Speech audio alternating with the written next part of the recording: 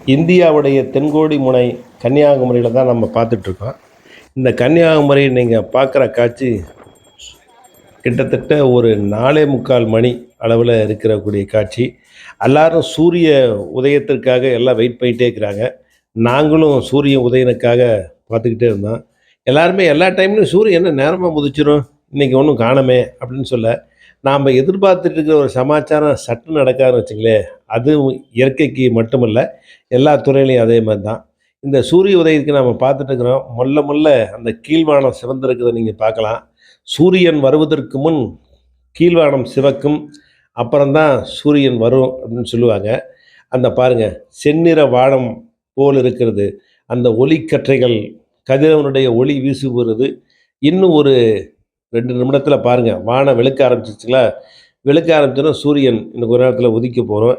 எல்லாருமே, நான் மட்டும் இல்லை, என்னை போன்ற எத்தனையோ ஒரு ஆயிரக்கணக்கான பேர்கள் தங்களுடைய செல்பேசியின் மூலமாக படம் பிடிச்சிட்டு இருந்தாங்க.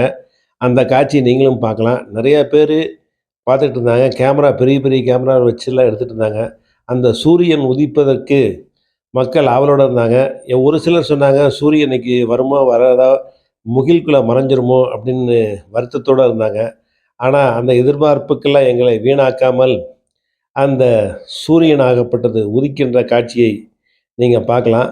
அந்த உதிக்கின்ற காட்சியப்போ ஒரே சத்தம், மக்கள் ஒரே ஆரவாரத்தோடு அந்த சத்தம் போட்ட நிகழ்ச்சி இன்னும் நம்ம மனசில் பசுமரத்த நிகழ்வாக இருக்குது. அந்த சூரியன் உதிப்பதை எவ்வளவு அழகாக பார்க்குறாங்க. அதுவும் இல்லாத திருவள்ளுவர் சிலைக்கு பக்கத்தால் இருக்கிற அந்த விவேகானந்தர் பாறையில் கரெக்டாக சூரியன் உதிக்கிற நேரத்துக்கு கொடி ஒன்று ஏற்றுறாங்க. அந்த கொடி ஏற்றினாவே சூரியன் உதிக்குது அப்படின்னு அர்த்தம்.